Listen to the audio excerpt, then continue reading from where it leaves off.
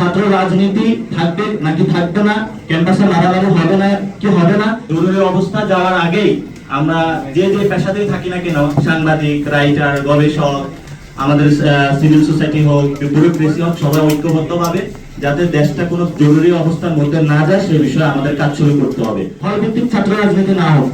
আমাদের 9 দফার যে দাবি ছিল সেখানে মেজর ভিত্তিক ছাত্র সংগঠন, যেটা আমরা শুরু থেকে বলে আসছি এবং বাংলাদেশের আপামর জনতার চাওয়া যে মেজর ভিত্তিক ছাত্র সংগঠন হবে না। আপনি বিএনপিকে জিজ্ঞেস করেন সে কি লেজর চায়, আপনি জামাতকে জিজ্ঞেস করেন সে কি লেজর চায়, লেজর কেউ আমরা চাই না।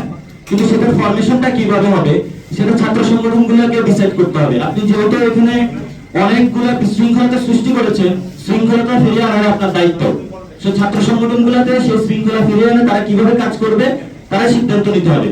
কিন্তু এখানে একটা কথা রয়ে গেছে, ছাত্ররা কিন্তু ঐক্যবদ্ধ হচ্ছে যে আমরা ছাত্র রাজনীতি চাই না, কিন্তু আমরা সেখানে নাগরিক কমিটি থেকে বলতে চাই যে ছাত্র রাজনীতি থাকবে না থাকবে সেটা হলো ছাত্রদের বিষয়, কিন্তু আমরা ছাত্রদের মধ্যে একটি রাজনৈতিক জনগোষ্ঠী চাই যারা আগামী বাংলাদেশকে রক্ষা করবো। যদি রাজনৈতিক খুঁজে পড়ার জায়গাটা না থাকে তাহলে আমরা মনে করি বাংলাদেশ বিপথে যাবে।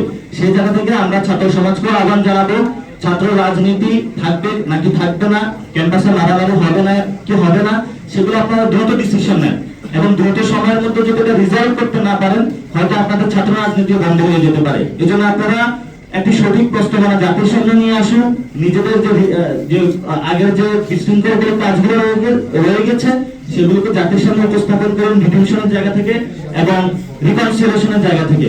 কিন্তু আমরা একটা বিষয় নাগরিক কমিটি থেকে বলতে চাই, হল ভিত্তিক ছাত্র রাজনীতি না হোক, কারণ হলে টর্চার সেল ছিল এবং সেটা আগামীতে ফিরে আসবে। আমরা বলি যে সে একাডেমিকে তো রাজনীতি না থাকুক, সে ছাত্র রাজনীতিটা বিভিন্ন ফরমেশন হতে পারে, সেটা ছাত্র সংগঠন ঠিক করবে। এবং তবে আমরা চাই ছাত্রদের মধ্যে একটি বোঝাপড়া সম্পূর্ণ রাজনৈতিক জনগোষ্ঠী থাকুক। এখন রাজনৈতিক জনগোষ্ঠীর জন্য কিভাবে ফরমেশনটা হবে এটা ছাত্ররা ডিসাইড করবে।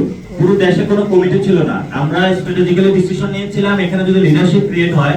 আপনারা দেখেছেন যে হলো গণভবনে অনেককে ডেকে নেওয়া হয়েছিল, সেখানে কি হয়েছিল এই সম্পর্কে আমরা এখনো জানি না। সো ওই জায়গা থেকে আমরা একটি লুজ লিডারশিপ ক্রিয়েট করেছিলাম আন্দোলনের স্ট্র্যাটেজিক্যাল পয়েন্ট থেকে। সেখানে আমাদের আন্দোলন সফল হয়েছে এবং আমরা ছাত্রদেরকে বলেছি যে বিভিন্ন জায়গায় তোমরা যাও, তোমরা ছাত্রদের মধ্যে আরেকটু গুছাও। যে মব জাস্টিসের কথাটা এসেছে, ছাত্ররা কিন্তু এখনো বিভিন্ন জায়গায় মব জাস্টিস করতেছে, সেই মব জাস্টিসটা বন্ধ করার জন্য আমরা তাদেরকে বিভিন্ন জায়গায় পাঠাচ্ছি গুছানোর জন্য। সেখানে বিভিন্ন বিশৃঙ্খলা হচ্ছে সেটা আমরা খবর পাচ্ছি, আমরা তাদেরকে বলছি এগুলো বন্ধ করো। এবং এখনো পুরো বাংলাদেশের ছাত্র সমাজকে বলি তোমরা গুছাও, রাজনৈতিক জনগোষ্ঠী তৈরি করো, কোথাও বিশৃঙ্খলা না করলে ভালো হবে। এটা তোমাদের বড় ভাই হিসেবে বলছি, একজন নাগরিক হিসেবে বলছি। আর আপনি বলেছিলেন যে ছাত্রদের মধ্যে এখানে আসবে কিনা, ছাত্ররা যদি শেষ করে নাগরিক জায়গা থেকে যদি বাংলাদেশ গঠনে কাজ করতে পারে সেখানে তারা অবশ্যই নাগরিকদের সাথে জয়েন করতে পারে। কিন্তু আমরা স্পষ্টত বলি সেখানে কোনো বৈষম্য বিরোধী আন্দোলনের কোনো নেতা বা কোনো দলীয় নেতা এই পরিচয় না যে বাংলাদেশ গঠন করবে নাগরিক সমাজের অংশ হয়ে, সেই পরিচয়টা তখন তার মুখ্য হবে। তো জরুরি অবস্থা যাওয়ার আগেই আমরা যে যে পেশাতেই থাকি না কেন, সাংবাদিক, রাইটার, গবেষক, আমাদের সিভিল সোসাইটি হোক, ব্যুরোক্রেসি হোক, সবাই ঐক্যবদ্ধভাবে যাতে দেশটা কোনো জরুরি অবস্থার মধ্যে না যায় সেই বিষয়ে আমাদের কাজ শুরু করতে হবে।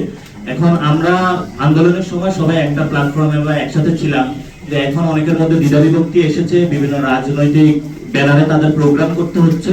আমরা তাদের কাছে আহ্বান জানাবো সবাই ঐক্যবদ্ধভাবে একসাথে কাজ করি, আমরা নাগরিক প্ল্যাটফর্ম সেই জায়গা থেকে আপনাদের হেল্প করতে পারি। আমরা সবাই সিভিল সোসাইটির সাথে কথা বলবো, পলিটিক্যাল দলের সাথে কথা বলবো কিভাবে ঐক্যবদ্ধভাবে আমরা দেশটা পুনর্গঠন করতে পারি। এবং আপনারা আমাদের স্লোগানে দেখছেন যে আমরা বলছি সলিডারিটি হোক সবার মাধ্যমে। এই সলিডারিটির মাধ্যমে বাংলাদেশে দেশি বিদেশি যত ষড়যন্ত্র আছে সেগুলোকে আমরা প্রতিরোধ করব, প্রতিরোধ মাধ্যমে আমরা বাংলাদেশকে পুনর্গঠন করব, যেখানে মধ্যে দিয়ে বাংলাদেশ নতুনভাবে বিশ্ব দরবারে বা মঞ্চে আবির্ভূত হবে।